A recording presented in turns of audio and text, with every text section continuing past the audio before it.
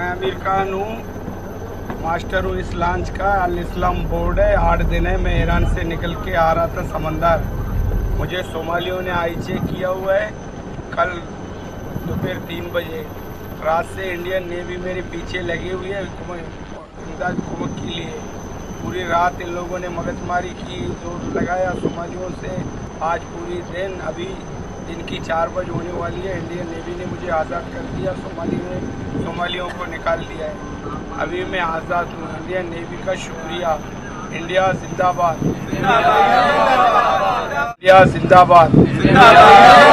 आज का दिन हमें उस जुर्रत, इस्तिकामत और बहादुरी की याद दिलाता है कि जब रात की तारीकी में पूरी रात इन लोगों ने मगजमारी की, जोर लगाया सोमालियों से। आज पूरी दिन अभी दिन की 4 बजे होने वाली है। इंडियन नेवी ने मुझे आज़ाद कर दिया। आया ना मजा, सुभान अल्लाह।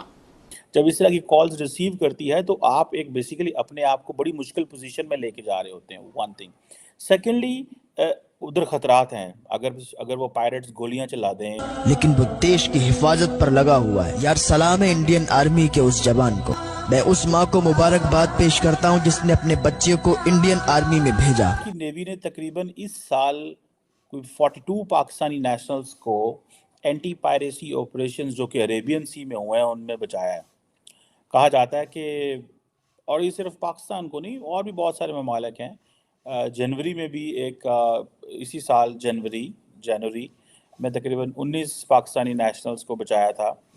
उस वक़्त एक फ़िशिंग वेसल में थे, आई थिंक साद इरानियन थे। अभी मार्च में फिर 23 पाकिस्तानी नेशनल्स को बचाया। और वो जो पाकिस्तानी नेशनल्स थे वो इंडिया जिंदाबाद के नारे लगाते रहे और इंडियन नेवी का शुक्रिया अदा करते रहे। सो ये विजुअल्स आए हैं। सो ये पहली बात तो ये है कि ऑब्वियसली पायरेसी में बचाना बड़ी बात होती है। और इट मीन्स कि जो मुल्क की नेवी जो डिस्ट्रेस कॉल रिसीव करती है, वो अगर पाकिस्तान की नेवी हो, ईरान की नेवी हो, इंडिया की नेवी हो, किसी मुल्क की भी नेवी हो, जब इस तरह की कॉल्स रिसीव करती है तो आप एक बेसिकली अपने आप को बड़ी मुश्किल पोजीशन में लेके जा रहे होते हैं, वन थिंग। सेकेंडली, उधर खतरात हैं। अगर वो पायरेट्स गोलियां चला दें, उनके पास वेपन्स हो, वो आपके बंदे मार दें, वो शिप को नुकसान कर दें, there is a possibility of everything. इसमें ये नहीं है कि पॉसिबिलिटी नहीं है, हर चीज़ की पॉसिबिलिटी होती है। सो ये कहना कि इसके ये कोई बड़ा मीठा सा ऑपरेशन है, ये बिल्कुल ऐसे नहीं है। ये बड़ा जान जोखों वाला ऑपरेशन होता है। इसमें आपकी जान भी जा सकती है, आपका बहुत बड़ा कोई नुकसान भी हो सकता है, और एट टाइम्स देन मुल्क के लिए मसला भी बन सकता है। देन वो सिर्फ ये होता है कि सिर्फ ये नहीं है कि आपको मज़ीद नेवी भी बुलानी पड़ सकती है।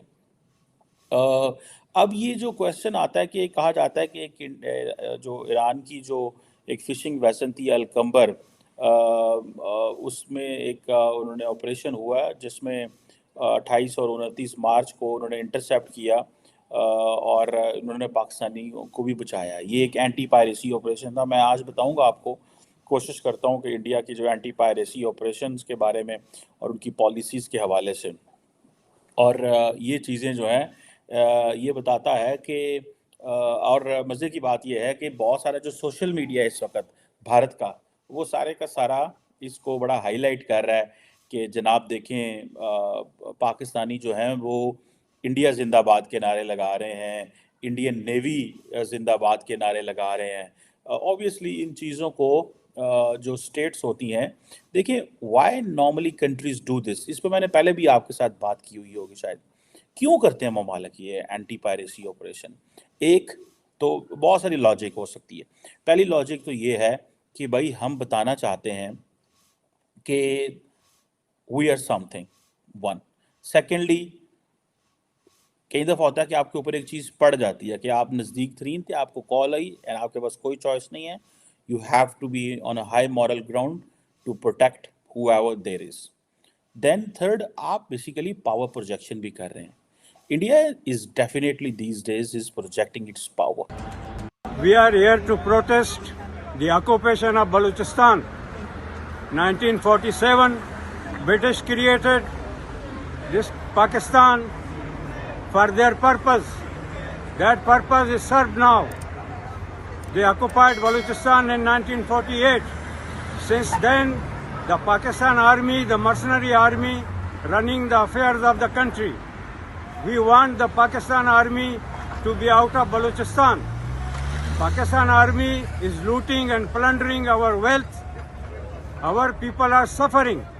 We want that Pakistan must be dismantled. लोग अब समझ चुके हैं, लोग अब रियलाइज कर चुके हैं कि ये जो एजिटेशन की जो एक पॉलिटिक्स है, जो कि हुर्रियत के लोगों ने और इस तरह दूसरे जो वहाँ के लोग थे या और जो यहाँ से जाते थे लोग, जो दरअंदाजी होती थी वहाँ पर, वो सारी की सारी चीज को उन्होंने रिजेक्ट कर दिया है।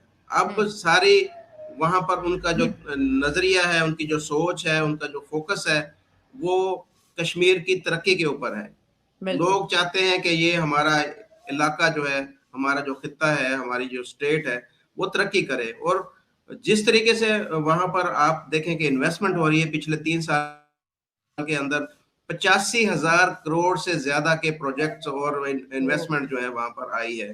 दुनिया की बड़ी जो कंपनीज है वहां पर चाह रही हैं कि जी इन्वेस्टमेंट करें हर शोबे के अंदर। एमआर ने देखे वहां पर इन्वेस्टमेंट की है, इंफ्रास्ट्रक्चर के अंदर देखें वहां पर कितनी डेवलपमेंट हुई है, सेहत के लिए वहां पर बहुत सारे हॉस्पिटल्स बनाए गए हैं। इसके साथ साथ दुनिया का सबसे ऊंचा ब्रिज वहां पर बना है, वंदे भारत वहां पर स्टार्ट हो चुकी है, एयरपोर्ट और नए वहां पर बन रहे हैं, कॉलेज यूनिवर्सिटीज